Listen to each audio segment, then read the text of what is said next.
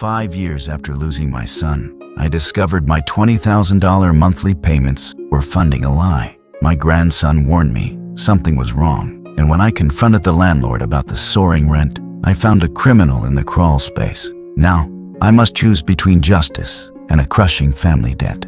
The granite was cold, even through my gloves. 5 years to the day, and the engraving of my son's name, Christopher James Anderson, still looked too raw, too new against the weathered stone. I placed the lilies, his favorite, in the vase and brushed away a few stray oak leaves. The silence of the cemetery was a living thing. It was in this quiet that I heard his voice again, not as a memory, but as a ghost of a promise. "Take care of them, Mom. Promise me." The memory was a vice. The beeping monitors, the antiseptic smell, his hand too light in mine.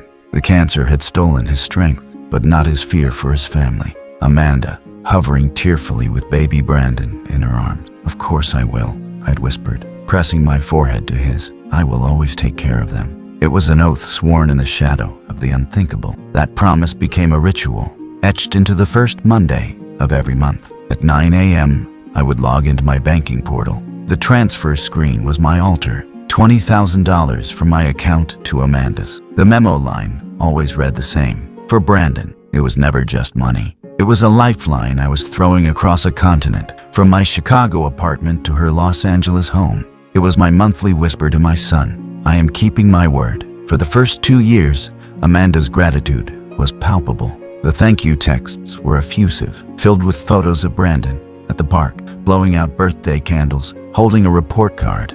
"We couldn't do this without you, Linda." The money was a bridge between our grief. Then, the tone shifted, almost imperceptibly at first. The thanks became predictable, then abbreviated. The photos became rarer. The dependency remained, but the appreciation morphed into expectation. The monthly transfer transformed from a generous gift into an anticipated entitlement, a line item in her budget. The bridge was still there, but I was starting to feel like I was the only one paying its toll. The crack appeared 2 weeks ago. During our weekly video call, Amanda's smile didn't reach her eyes. "Linda," she began, her voice a careful blend of apology and pressure. "The tuition at Westwood Academy, it's increased again. The extracurriculars alone are a fortune. To secure Brandon's future, I really need to adjust our arrangement. $50,000 a month would ensure he gets everything he deserves." The request hit me with a physical chill. 50,000. It wasn't the sum, though it was staggering. It was the flatness in her voice, the rehearsed delivery. It was the way Brandon, sitting beside her, looked down at his lap when she said it. I heard myself agreeing to consider it, my voice distant. Hanging up, I stared at Christopher's photo on my desk. I was trapped between the sacred promise I made to my dying son and a cold, creeping unease that whispered, "Something is very wrong here. What are you really funding?" The ritual was broken. The doubt had taken root. The 2,000 miles between my Chicago high-rise and Amanda's Bel Air estate might as well have been a million.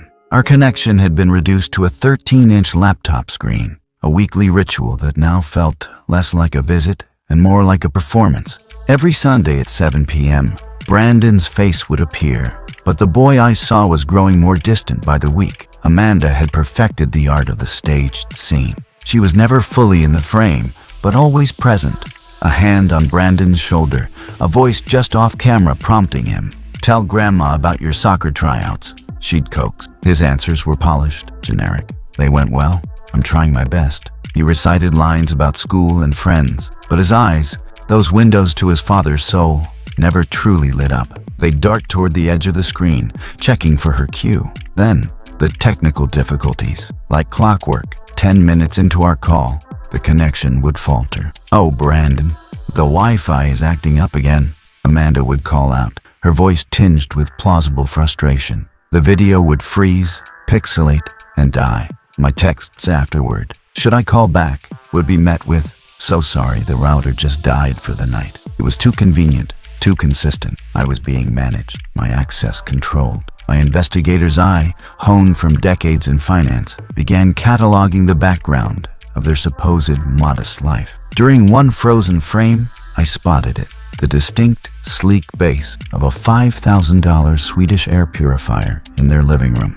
In another call, The reflection in the window behind Brandon showed the distinct silhouette of a grand piano, an instrument I knew Amanda couldn't play. The narrative was crumbling. A widow relying on my support couldn't prioritize such extravagant items. The silent alarm in my mind became a klaxon. This wasn't about grief or need anymore. This was a carefully curated facade. The scheduled Thanksgiving visit was 2 months away. Too much time for evidence to be hidden, for stories to be rehearsed. I made my decision. I would not wait for an invitation to be stayed. I booked a flight for tomorrow. The digital window was closing.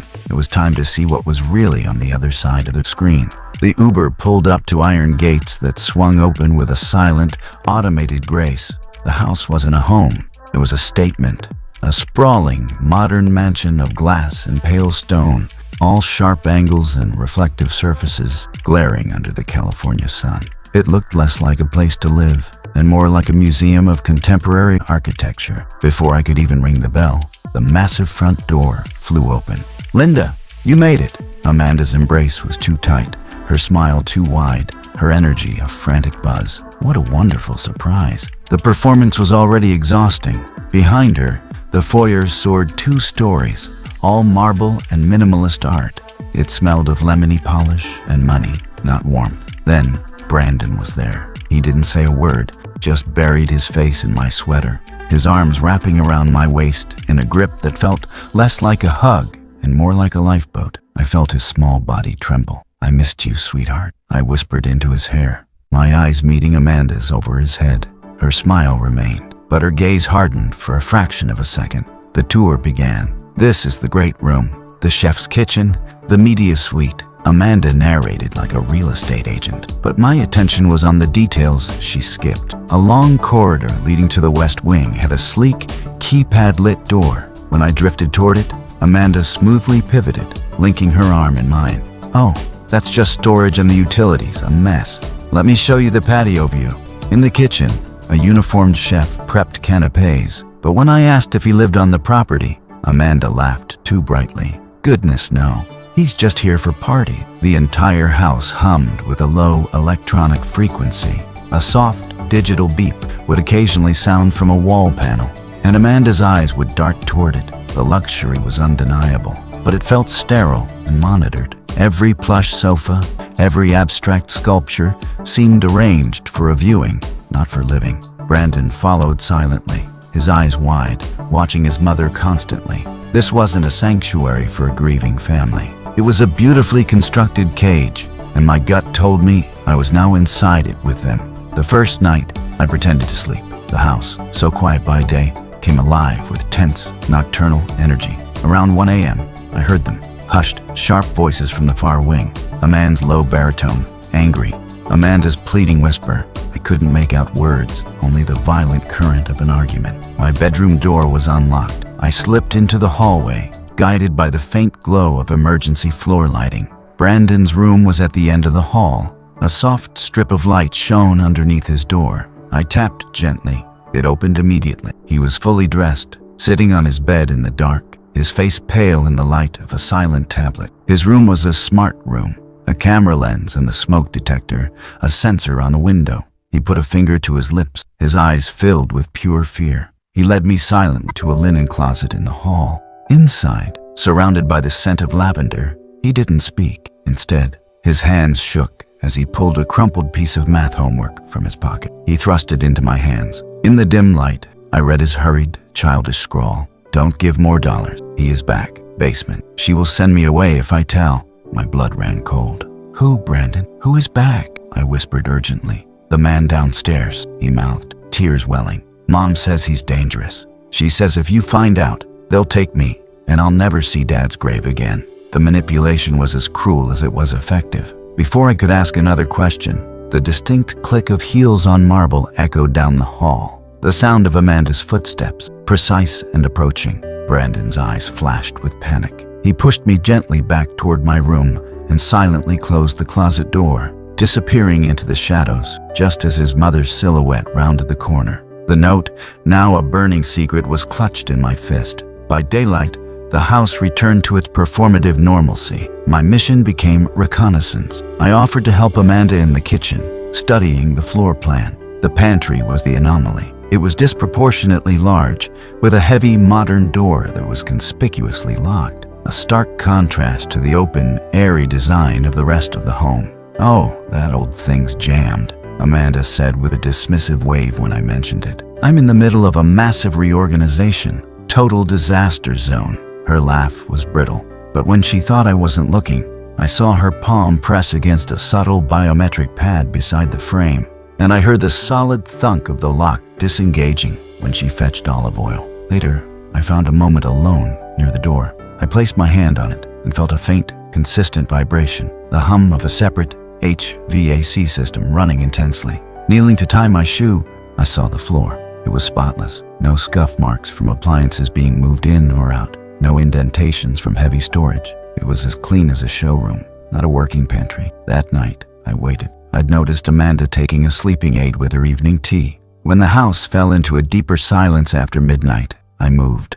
The door's traditional lock was simple. A hairpin and a lifetime of practicality defeated it in seconds. Inside, the pantry was indeed half empty, but not from reorganization.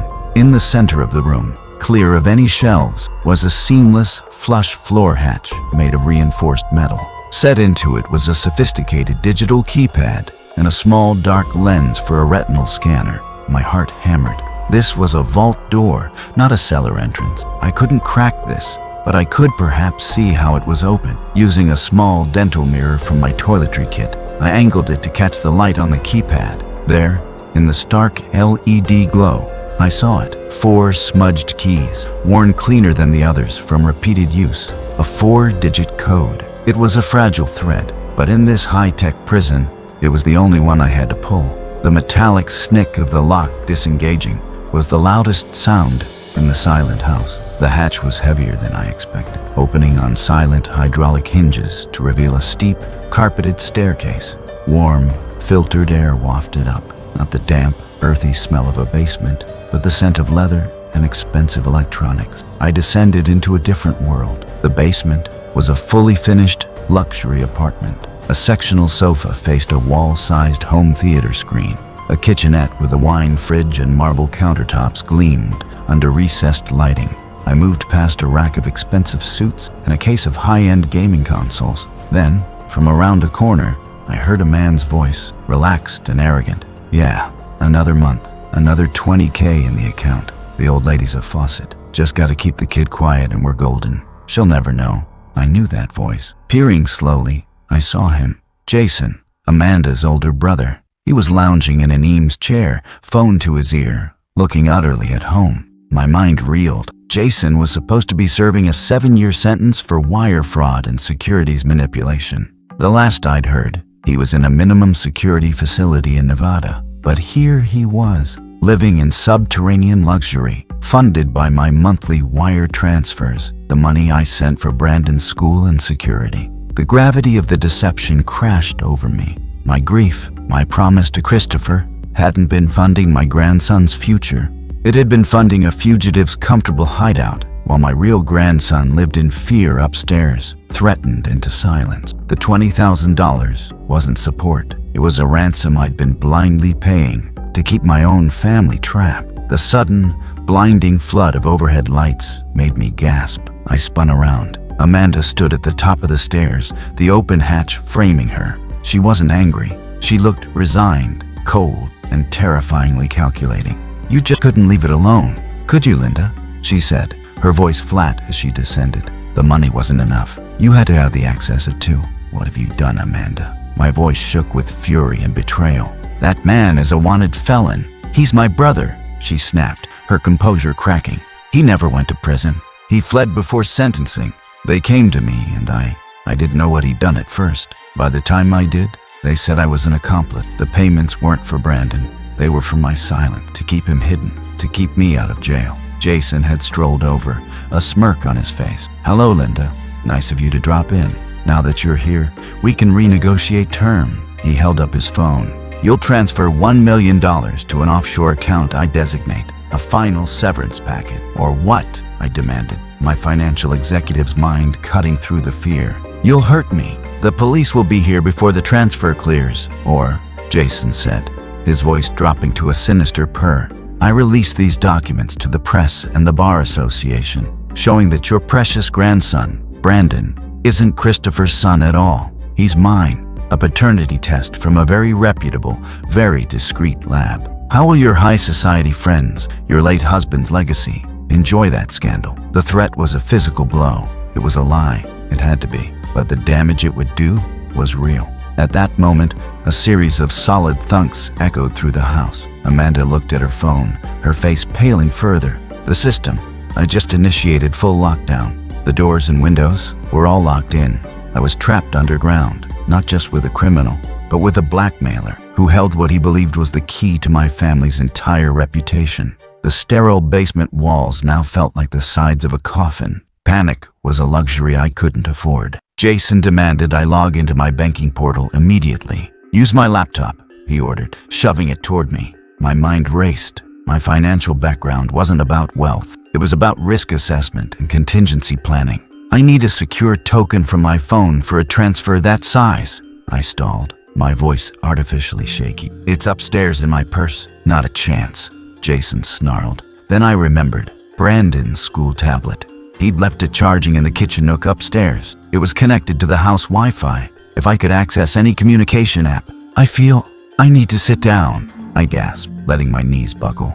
I slumped against the wall, clutching my chest, allowing a genuine wave of stress to wash over me and turn my breathing ragged. My heart. For a second, they both hesitated, fear of a dead witness conflicting with their greed. It was the opening I needed. As Jason took a reluctant step forward to check on me, I lunged, not at him, but for the laptop he'd set down. I grabbed it, and in the same motion, my other hand shot out and snatched the phone from his hand. He roared and dove for me. I scrambled back, my fingers flying over his phone screen. I didn't go to banking apps. I went to his photos, his files. I searched for a paternity test. What I found was a crude, Photoshop-forged document. The date was wrong. The clinic didn't exist. It was a sham. "You lying snake!" I shouted, holding up the phone. "This is a fake! Brandon is Christopher's son!" I didn't know it for a biological fact, but I knew it in my soul, and the flimsiness of the forgery confirmed it. My outburst had a purpose. I had opened the voice memo app on my own phone in my pocket the moment the lights came on. Our entire confrontation, Jason's extortion, Amanda's confession, the lockdown, was now a recording. The fake paternity threat was the final piece of evidence. The real trap had been sprung, not on me, but on them. The police arrived not because of a silent alarm, but because my attorney, alerted via a desperate message I'd sent from Brandon's school tablet through an educational app chat, had called them. The lockdown that was meant to trap me prevented Jason from fleeing. He was found trying to pry open a ground floor window. The unraveling was swift and brutal. Detective Harris confirmed Jason's active warrant for flight from prosecution. Forensic accountants, tipped off by my attorney, began tracing the $1.2 million I'd sent over 5 years. It led to this leased mansion, the luxury car in the garage, the high-end furnishings, and a sizable offshore account in the Caymans under an alias linked to Jason. A call to Westwood Academy was the final, devastating blow. The head administrator, Ms. Chen, was confused. Brandon Anderson. His tuition has been covered by a merit scholarship since he enrolled. We contacted Mrs. Anderson about the financial aid over a year ago. She never mentioned any grandmother's contributions. Amanda, confronted with the evidence, collapsed into hysterics. "He threatened me. He said he'd take Brandon if I didn't help him.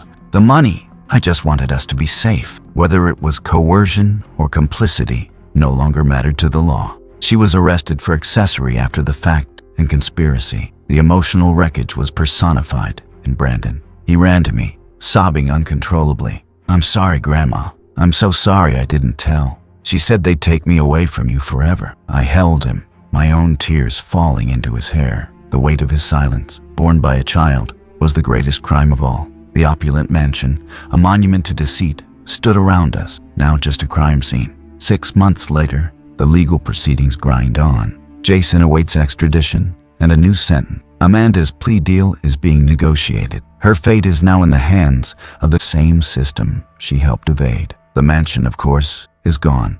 My new promise to Brandon is written in transparency, not blank checks. He lives with me now in Chicago. He's in therapy, working through the fear and manipulation, and attends a wonderful local school where he's just a kid, not a prop in a cover story. We talk about his dad every day. We visit the grave on weekends, and now our conversations are filled with truth, not haunted by secrets. I look into the camera, the lesson etched on my heart. I promised my son I'd protect his family, but I learned that protection doesn't mean blank checks. It means paying attention. It means showing up, not just sending wires. Grief makes us want to fix things with money, to buy a solution to the pain. But money can't fix what it can't see. It can only blind you to the truth happening right in front of you. The monthly transfer is now $0. The support is different. It's time. It's present. It's watching Brandon sleep peacefully in a room with no cameras. The final shot is not of a grave, but of life. Brandon and me at the lakefront, flying a kite he built himself. The wind takes it, soaring high and free against a wide open sky, untethered from the shadows of the past. The legacy isn't in the money that was stolen, but in the future we are now building, one honest day at a time, a powerful, multifaceted educational tool, transforming a compelling story into a practical case study on navigating trust, money, and technology in complex family dynamics. At its core, it is a profound lesson in financial literacy beyond the spreadsheet, illustrating how even substantial wealth and good intentions can be weaponized when divorced from accountability and direct engagement. The monthly $20,000 transfers represent the danger of set it and forget it generosity, teaching viewers that financial support requires the same diligent oversight as any other investment: verification of need, confirmation of use, and clear boundaries. Psychologically, the story offers critical insights into grief exploitation and coercive control. It demonstrates how predators identify and manipulate emotional vulnerabilities, using a sacred promise as leverage. Brandon's fear-based silence and the staged digital calls provide a textbook example of how isolation and intimidation work, offering viewers a framework to recognize similar red flags in their own lives or the lives of loved ones. Sudden lifestyle inflation inconsistent with means, scripted communication, and the strategic control of information and access. From a legal and digital literacy standpoint, the narrative educates on evidence collection and smart home vulnerabilities. Linda's use of a voice memo in a child educational app to alert her attorney models proper, safe response tactics when confronting fraud. The portrayal of biometric locks and system lockdowns highlights the dual-edged nature of smart home technology. It can provide security or become a tool for entrapment, urging viewers to understand their systems and maintain manual overrides. Ultimately, the story's greatest educational value is its synthesis of these lessons into a preventative framework for compassionate vigilance. It argues that true care in the modern age requires balancing an open heart with a discerning eye. It moves the viewer from a passive model of family support to an active, engaged one, emphasizing that protection is demonstrated through presence, attention, and structured transparency, not just through monetary transfers. This is not merely a tale of deception solved. It is an essential curriculum on safeguarding both financial and emotional well-being in an increasingly complex and digitally mediated world.